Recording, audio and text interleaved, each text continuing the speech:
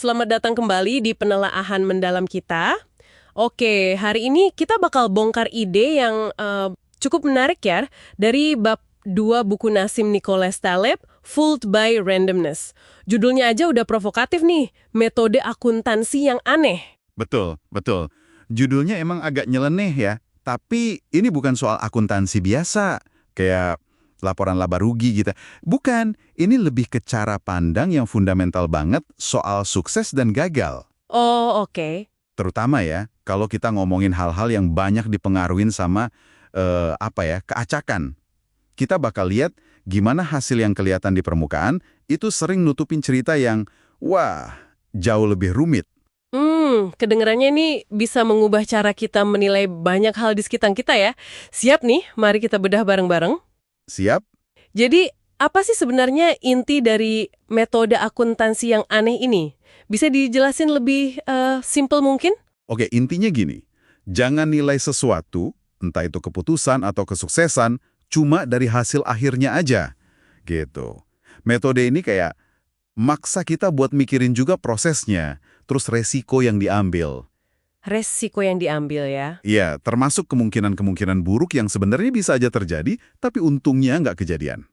Contoh gampangnya, coba bayangin uang 10 juta dolar. Oke, 10 juta dolar, jumlah yang besar. Besar kan? Nah, Talib nanya nih, nilainya sama nggak sih 10 juta dolar yang didapat dari main Russian roulette sekali terus menang, dibandingin sama 10 juta dolar hasil kerja keras mungkin belasan tahun jadi dokter gigi? Wah, iya. Secara angka sama, tapi rasanya kok beda banget ya.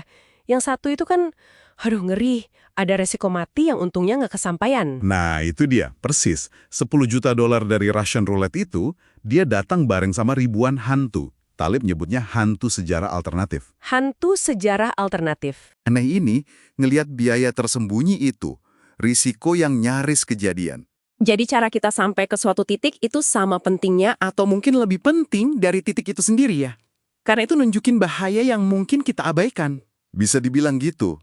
Ini nyambung ke ide soal sejarah alternatif atau dunia-dunia mungkin. Kita tuh gak cuma hidup di satu realitas yang terjadi ini aja. Maksudnya? Ya, kita harus sadar kalau ada banyak banget skenario lain yang bisa aja terjadi. Kayak filsuf Leibniz udah mikirin ini dari dulu. Ada banyak dunia kemungkinan. Kita cuma kebetulan ada di salah satunya. Jadi kalau kita nilai sesuatu tanpa mikirin kemungkinan lain, itu... Kayak baca buku tapi cuma satu halaman aja gitu ya, nggak ngerti cerita lengkapnya. Nah, bener banget analoginya. Kita jadi gampang salah menilai. Apalagi, kata Taleb, realitas itu seringkali lebih, dia bilang, kejam dari Russian roulette. Lebih kejam. Gimana tuh maksudnya? Maksudnya gini, peluru mematikan atau kejadian negatif yang dampaknya super besar, itu munculnya jarang banget. Oh, oke. Jadi karena jarang, kita jadi lengah gitu. Persis, kita jadi terbiasa sama periode yang tenang, yang damai-damai aja. Lupa kalau sebenarnya ada potensi risiko ekstrim yang mungkin belum pernah kita lihat atau alami, tapi tetap ada kemungkinan itu. Dan karena kita nggak bisa lihat semua kemungkinan itu, kayak Taleb bilang laras realitas kita sempit ya. Betul, pandangan kita terbatas sama apa yang kebetulan terjadi di depan kita. Akibatnya, ya susah banget buat ngukur probabilitas yang sebenarnya. Apalagi buat kejadian langka, tapi dampaknya gede. Ini yang bikin kita sering salah kaprah ya. Kayak contoh di buku itu soal George Will sama Robert Shiller. Itu gimana ceritanya? Iya, itu contoh bagus banget. Jadi Shiller kan ekonom ya. Dia udah lama bilang kalau pasar saham itu udah kemahalan, udah overvalued, berisiko. Nah, si George Will, jurnalis, dia nulis kolom nyindir Shiller. Nyindir gimana? Dia bilang, coba kalau orang dengerin Shiller dari dulu, pasti rugi. Kenapa?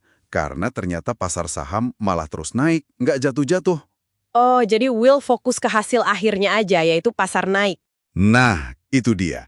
Itu contoh klasik fokus ke hasil dan ngabaikan proses atau risiko. Pasar emang kebetulan naik, ya. Satu sejarah alternatif terwujud. Tapi itu sama sekali nggak bikin argumen Shiller soal resiko saat itu jadi salah atau nggak valid. Iya juga ya. Pasar kan bisa aja jatuh waktu itu, cuma kebetulan nggak kejadian aja. Betul, kemungkinan pasar jatuh itu tetap ada. Cuma ya, kita dan seringnya media juga gampang banget nilai keputusan atau prediksi cuma dari hasilnya doang. Lupa sama pertimbangan risiko di baliknya. Jadi ada beda ya antara sesuatu yang terdengar masuk akal atau gampang dijelasin sama kebenaran yang mungkin lebih rumit, terutama kalau udah menyangkut keacakan. Tepat sekali. Dan ini nyambung ke poin penting lain. Banyak ide hebat soal keacakan itu justru seringnya, bertentangan sama akal sehat atau kebijaksanaan umum. Kok bisa gitu? Ya karena kita, manusia, cenderung suka penjelasan yang simple, yang lurus-lurus aja.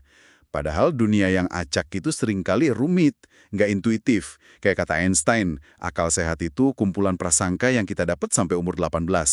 Nah, metode akuntansi aneh ini nantang prasangka kita soal sukses dan sebab akibat. Oke, jadi kalau dirangkum nih, inti dari metode akuntansi yang aneh ini sebenarnya ajakan buat kita mikir lebih. Skeptis mungkin ya. Jangan cuma lihat permukaannya aja. Iya, bisa dibilang gitu. Ini ajakan buat nggak gampang percaya sama narasi sukses yang kelihatan mulus. Coba deh pertimbangkan jalan lain yang nggak diambil, resiko yang diem-diem dihadapi tapi nggak jadi bencana, dan ya, spektrum kemungkinan yang lebih luas. Ini bukan soal ngitung angka doang, tapi lebih ke cara berpikir sih. Kerangka berpikir buat hadapin dunia yang penuh ketidakpastian ini. Benar-benar ngasih cara pandang baru ya. Nah, sebagai penutup nih, mungkin ada sesuatu yang bisa Anda renungkan sendiri di rumah. Coba deh pakai kacamata sejarah alternatif dan risiko tersembunyi ini. Pikirkan lagi satu contoh kesuksesan. Mungkin kesuksesan Anda sendiri, atau orang lain, atau perusahaan deh. Adakah cerita lain di baliknya? Cerita soal risiko, keberuntungan, atau jalan lain yang nggak kelihatan, yang mungkin bisa mengubah cara Anda menilai kesuksesan itu. Menarik untuk dipikirkan.